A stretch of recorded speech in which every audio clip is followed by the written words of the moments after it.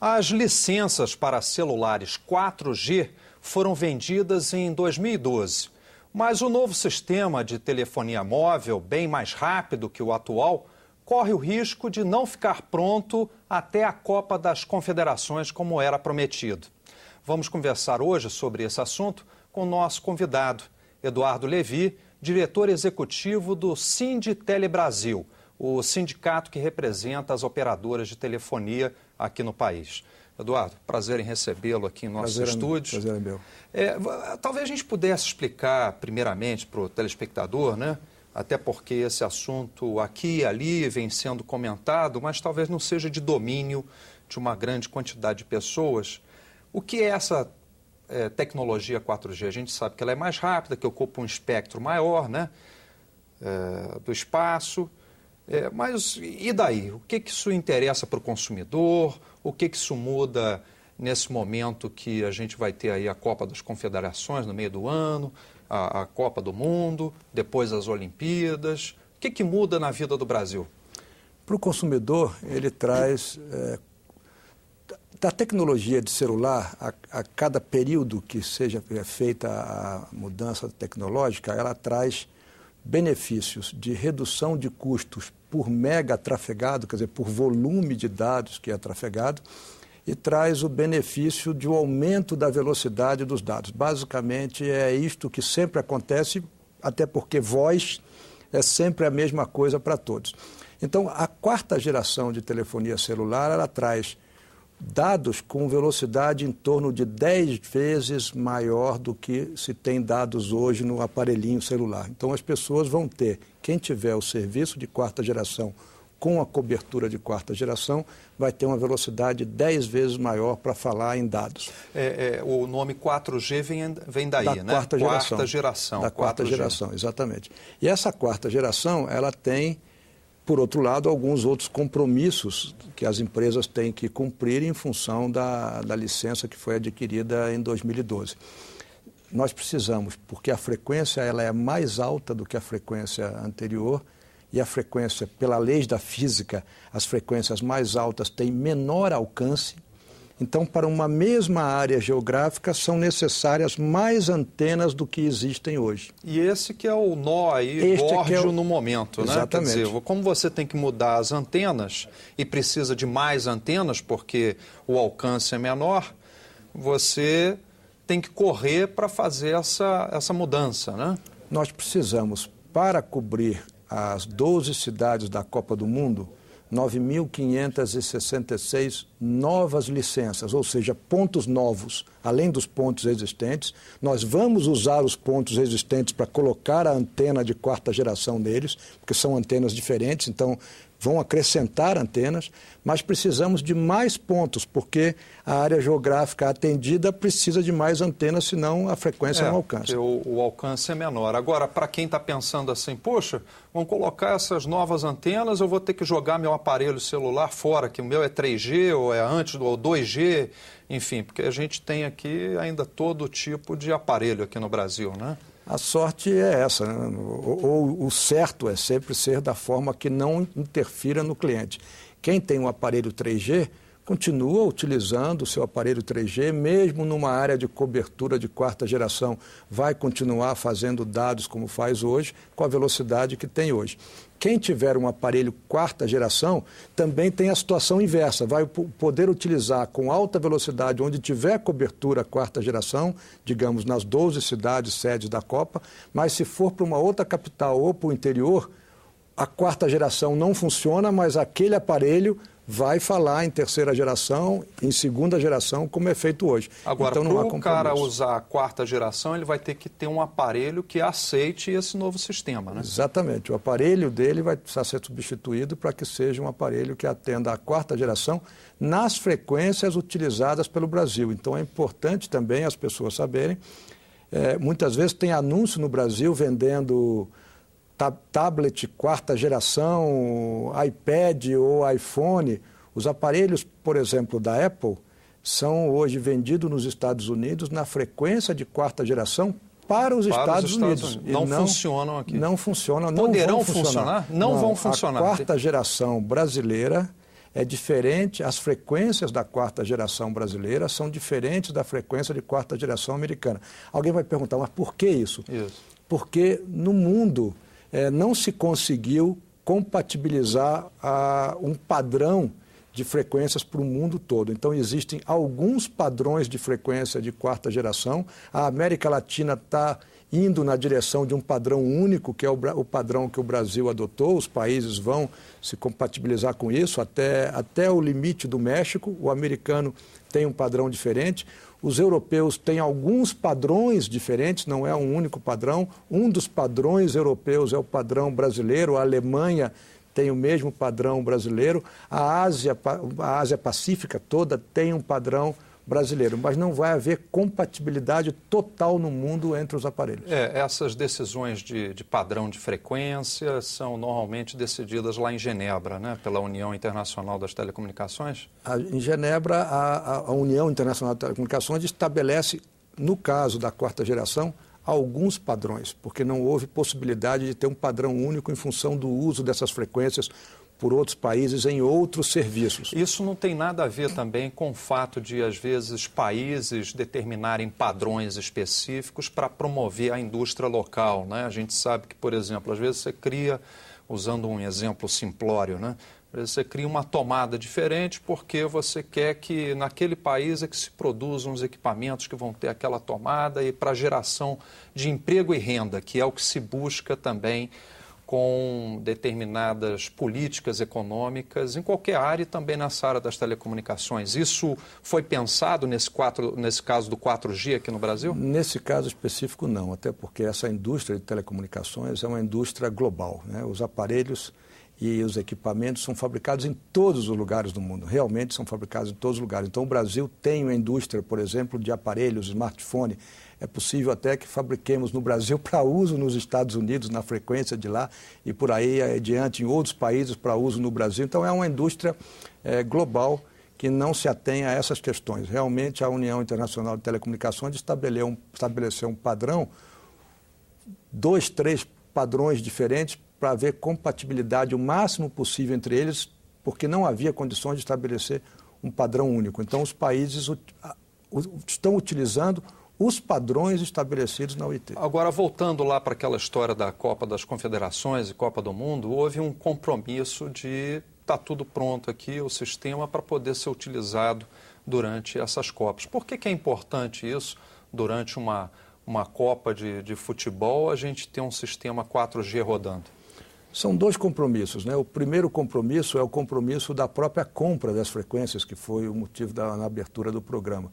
Então, quando foram compradas as licenças, essas licenças trouxeram obrigações. E as obrigações foram casadas com a Copa do Mundo. Então, há um compromisso de contrato das empresas para fazer a implantação nas 12 cidades da Copa até dezembro de 2013. Porque essas empresas investiram muito dinheiro para comprar as licenças e querem recuperar o que foi investido e, obviamente, que durante um grande evento internacional haverá essa possibilidade de recuperação. Não, a recuperação não vai haver durante os eventos da Copa, até porque é um evento de muito pouco tempo, apesar de haver um consumo muito alto, mas é muito pouco tempo. As licenças, a compra e o investimento vai se recuperar em quase 10 anos, que é assim que funciona o sistema de telecomunicações. Mas é importante para dar para aqueles que vêm uma visão de um país moderno, um país que tem a infraestrutura mais moderna que existe no mundo, que é a quarta geração. E pode parecer um paradoxo, Floriano, porque nós estamos fazendo força para gastar o dinheiro do investimento, quando a dificuldade que nós temos é por parte dos municípios que não entendem a necessidade clara, e é por isso que é preciso a consciência de todos os cidadãos e consciência de todos os legisladores que antena é o ar que o celular respira. Só há qualidade de serviço com uma antena próxima ao uso do celular. A gente sabe que estados, se eu não me engano, Rio, São Paulo e Brasília têm apresentado dificuldades justamente para dar essas licenças para serem colocadas essas antenas. Por que essa resistência? É por conta de movimentos de cidadãos que às vezes temem que aquela mais antena possa causar até câncer, né? Você sabe que tem essa discussão de que a radiação das antenas, tem gente que pensa que pode causar problemas de saúde. Tem isso também? Tem muito. O Brasil tem aproximadamente 250 municípios com dificuldades de implantação de antena, e alguns estados também têm algumas leis muito rígidas, o que faz com que nós tenhamos mais de 1.500 municípios presos por essa lei rígida. Essas legislações são muito antigas, na base de 2002, 2003, tem mais de 10 anos, quando na época ainda havia uma movimentação muito grande sobre isso. As pessoas têm que entender algumas coisas que são paradoxais. Normalmente, as leis que nos restringem, elas colocam distância muito grande entre as antenas, no entendimento de que a distância das antenas mais longe diminuiria o risco de um possível câncer. Um aparelho celular, ele é um aparelho inteligente, ele varia a sua potência de acordo com o sinal que ele obtém de uma antena. Então, quanto mais longe ele estiver de uma antena, aquele aparelhinho que está no nosso ouvido aumenta a sua potência para poder alcançar a antena. Poder pegar o sinal. Então, para aqueles que estão preocupados com um possível câncer, a antena mais próxima reduz o risco e não aumenta, o que é um paradoxo.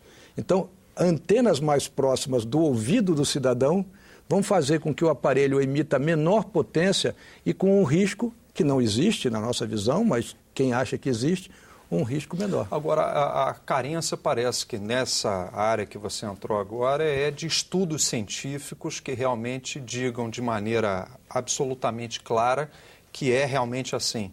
Estudos ou já existem estudos corroborando isso? Existem. Eu vou dar dois exemplos. Um exemplo é da própria Organização Mundial de Saúde, através do instituto que ela tem. Esse instituto emite, de tempos em tempos, informações sobre o efeito das radiações no corpo humano. E o último trabalho emitido pela Organização Mundial de Saúde diz que as frequências, a potência emitida pelos celulares tem o mesmo risco de causar câncer do que um cafezinho que se toma ou um talco que se coloca numa criança. Está escrito isso e está uma tabela. Na tabela tem vários produtos que são colocados no mesmo padrão de risco. E o risco do uso do celular é o mesmo risco do uso do cafezinho e o uso do talco de criança, ou seja, nenhum. Tem mais, avança mais. Diz que o risco de tomarmos sol, e eu que sou careca tenho um risco maior, é maior para o câncer do que o uso do celular. E é verdade, né? Todo mundo sabe dos riscos de ter câncer de pele tomando sol, eu tenho que saber muito bem disso em relação ao uso do celular. Esse é um. O outro estudo é a Dinamarca. A Dinamarca fez um estudo durante 10 anos com pessoas que tinham celular e pessoas que não tinham celular.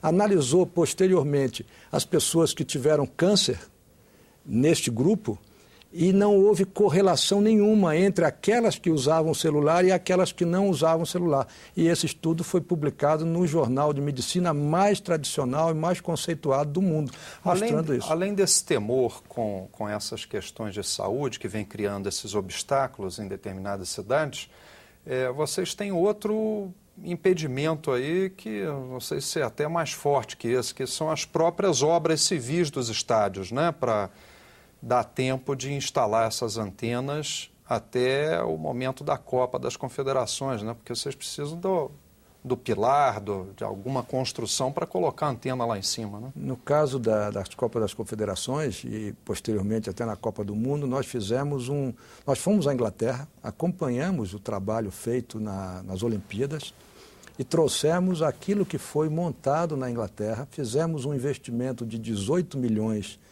para os 12 estádios. Não há uma obrigação contratual por parte das empresas, mas entendemos que é a modernidade que chega e um benefício que se tem. Então, nós vamos colocar dentro de cada um dos estádios uma malha de fibra ótica, e essa malha de fibra ótica vai ter pequenas antenas, um pouquinho maior do que o copo de água que eu estou aqui bebendo, um pouquinho maior, colocado em diversos pontos. Para tentar explicar para um leigo, Aqueles pontos que jogam água nos edifícios, aqueles sprinklers que são colocados, é mais ou menos assim. Eles são colocados em posições estratégicas para cobrir todo um determinado ambiente caso tenha fogo. Então, as antenas vão ser colocadas exatamente para cobrir todo o ambiente do estádio em quarta geração, para fazer com que todos que estejam ali naquele momento e ao mesmo tempo possam mandar uma fotografia, possam mandar uma informação, seja para quem quer que seja, ou seja, fazendo o padrão que foi feito na Inglaterra. Qual é a dificuldade? Os estádios não estão prontos.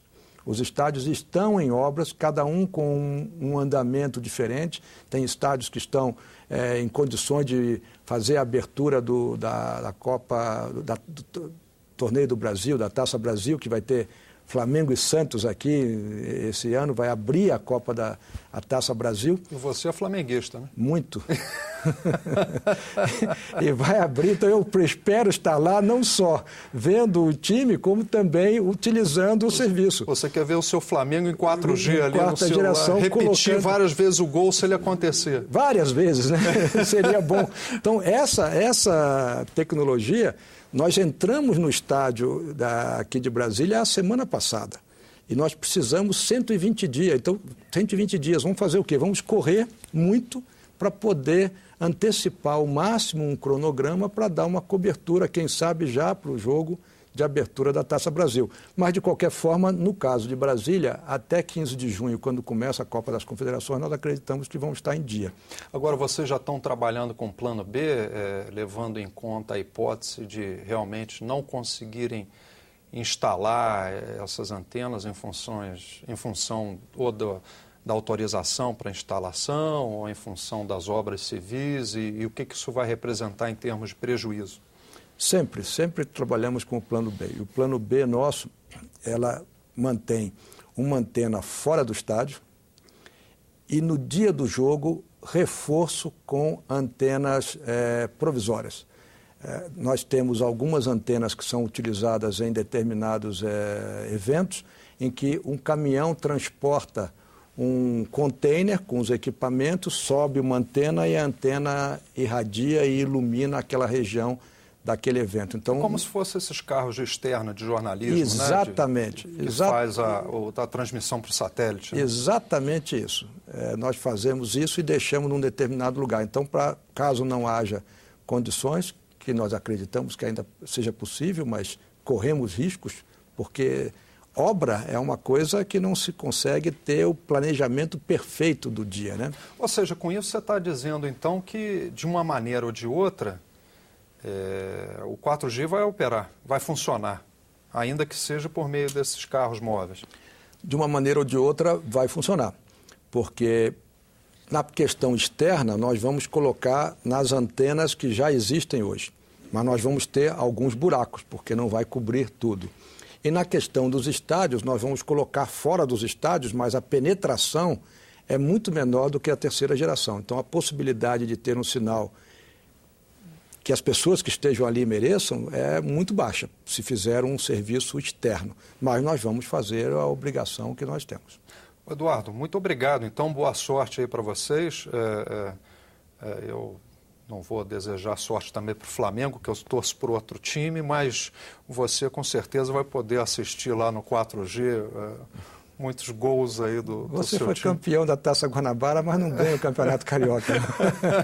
Eu é que agradeço, muito obrigado pela oportunidade aqui. E até uma próxima vez, né? Muito obrigado. E eu agradeço também a sua atenção, aqueles que nos acompanharam aqui. Se tiverem dúvidas, sugestões, comentários, entrem na nossa página na internet, www.senado.leg.br/TV. Nós conversamos hoje com o Eduardo Levi, que é diretor executivo do Sinditele Brasil, o sindicato que representa as operadoras de telefonia aqui no país. Até a próxima.